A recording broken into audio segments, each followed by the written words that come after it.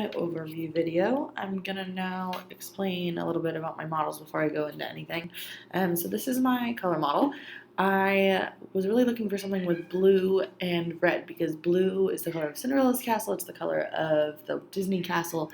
It's very emblematic of Disney. As well as red is the color of Mickey or Mickey's clothes, which is another very Disney thing. So I really wanted to find an infographic that put them together. This particular one uses red to highlight the most important things and blue as well. Occasionally it uses mostly black text for titles and captions and icons on blue backgrounds. Occasionally it's different, like with this red and white, but overall it's mostly blue. Yeah, so I use this as my typography and as my base model. So for typography, it uses a very clean font. It's sans serif, which I really liked. I originally had a serif font that I didn't like, and I'm glad I changed it. It also uses all caps for titles and underlines those titles all the way across, which I emulate in my actual infographic.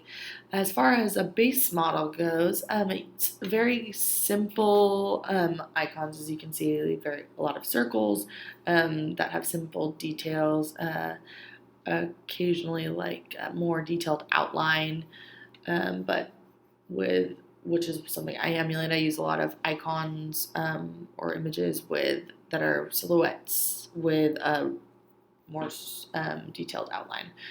Yeah, so going back to, also layout model. I'll go into this more, but it's 2 columns, pretty structured, and we'll go back to that. So, encoding, yay! So for my numbers display is the most obvious form of encoding.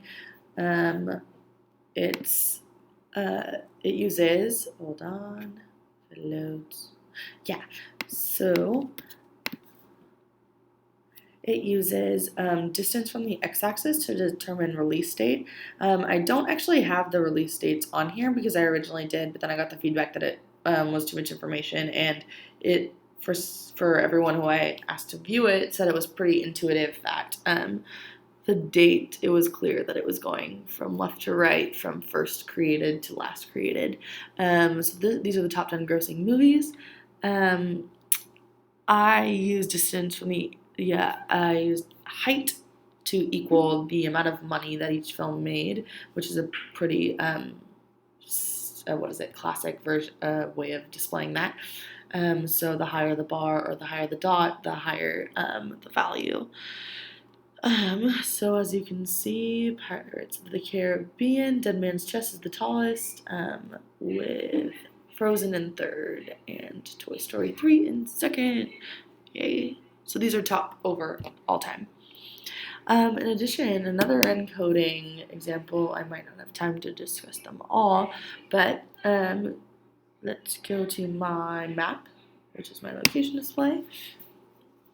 And this one uses encoding.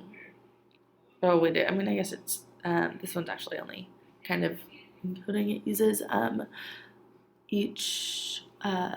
it uses red to determine the important location. So it's blue for most of the map and then red for anywhere that is of significance.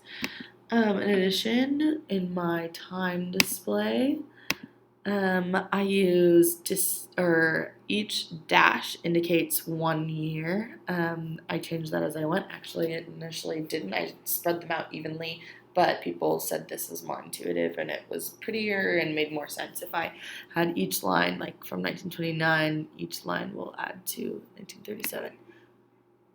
And yeah, so in addition to that, if we go to my relationship display, this one uses really significant encoding. Without it, it was very cluttered. This is my final one. So it uses, here is the legend or the key, which explains what this is. Disney character cameo and references. I kind of explained it in the last video. But anyway, so I use size to indicate more significant ones. So bigger bubbles are movies that have more references or contain more references or are referenced a lot. And I use the direction of the arrow to indicate which way it goes, as well as, the label is just an added encoding of what's what character was displayed. In addition, color to distinguish between movie with many references and movie referenced a lot. I actually just lowered the opacity so it's not so much a difference in color as much as see-throughness. But that's another secret. So yay. That's what I would cover for encoding. As far as what I improved on, this one from the start, I do know one thing I could have, a different option of what I could have done is I could have used a different outline to determine differences, but that wasn't as effective as the other thing according to my feedback.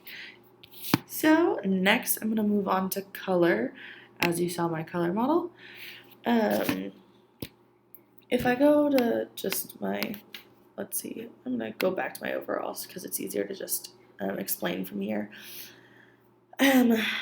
My location model, I think emulates my color model pretty well. They all pretty much follow the same thing.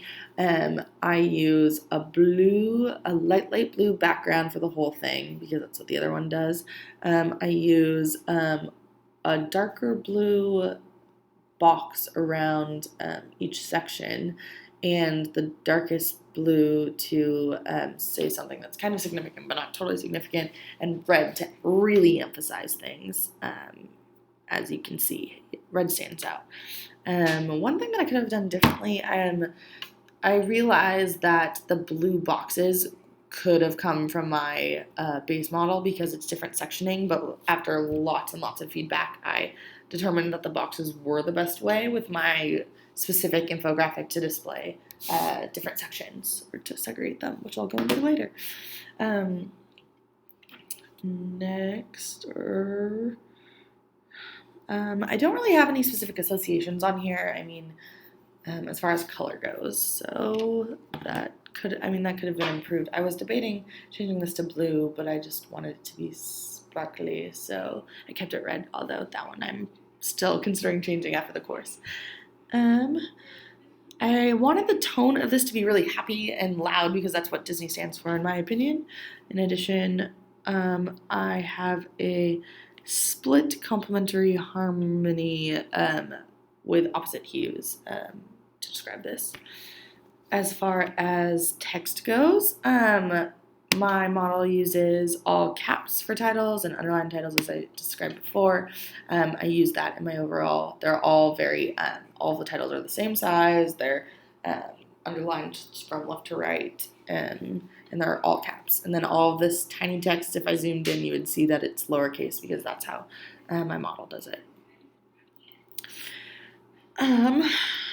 Also, as far as labeling with this, in this display, when I zoom in on that location, my location display does the best, or does some labeling similar to my model.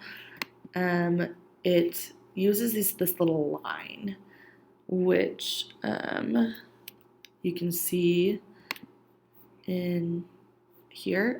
It doesn't have much labeling on here except for I copy this, which is the line to a part of the graph or the display. As far as visual hierarchy goes, going back to my final infographic, as far as visual hierarchy, my favorite display that I created and one that I thought would be most interesting to people was this big one, hence why it's big. I really like my cameo and references, so after many iterations of my layout, I really increased the size of this one to emphasize it. In addition to that, I wanted the readers to go from left to right to tell the story of Disney and kind of in a purposeful order. First of all, I have people hopefully when I think people look at this, I think they look here and they look left to right because the layout of this is very, it's two columns and separated, which I'll explain in 1 second. We have this left side is, one moment. Yeah, so, the visual hierarchy again, like, um, these are all similar in size. I wanted to add unity. It kind of just comes from my layout model in itself, which is two columns. This one is vertically and horizontally aligned, with each broken section. However, if you were to really analyze this, you realize that these two sections or like this whole thing, is the reason it works is because this is diagonal and this is broken into it continues into two sections, and it's a weird funky L shape, and this is an image that's broken down.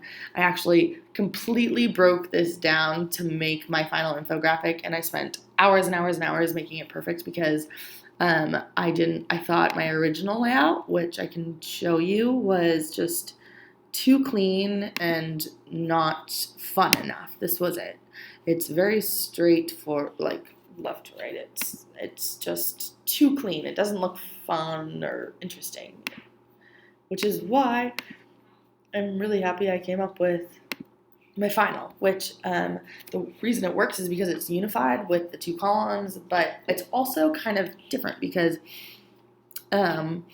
it doesn't have the horizontal alignment.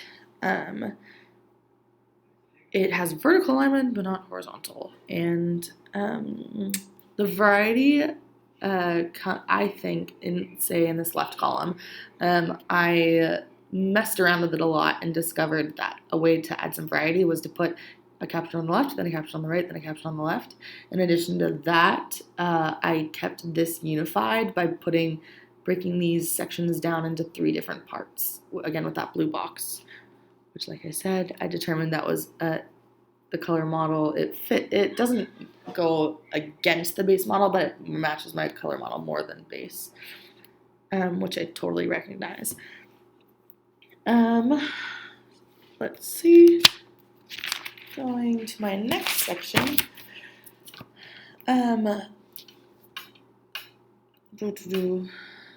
Yeah, again, like I said, I separated each section with title, or separated sections by titles or an underlining. I added initially another line separating each section above the titles, but people said that was too excessive, because the reason that was weird was because my base model, or like different models included the line, but these models don't look weird because they don't also underline the titles of things, but my text model did. So therefore I had to pick one or the other. So for layout, like I said before, it's separated or grouped by different section, and it's similar to my layout model in that it sticks with the columns, and each is similarly proportioned, except on the right I made the right one go way bigger than this, and it went till about here, I think, because when I broke it down line by line, that was about the breaking point. I actually stuck with the 3 and 3 section, as I said before. As far as alignment it's all vertically aligned. It's overall, my layout model is pretty well followed. When I tried, like I said, I messed with this layout model a lot, and I tried horizontally aligning different left and right parts of the graphic, and then again it looked too clean, and I needed that variety to make it look as quality as possible, and I'm really happy with how it turned out. So thanks for listening.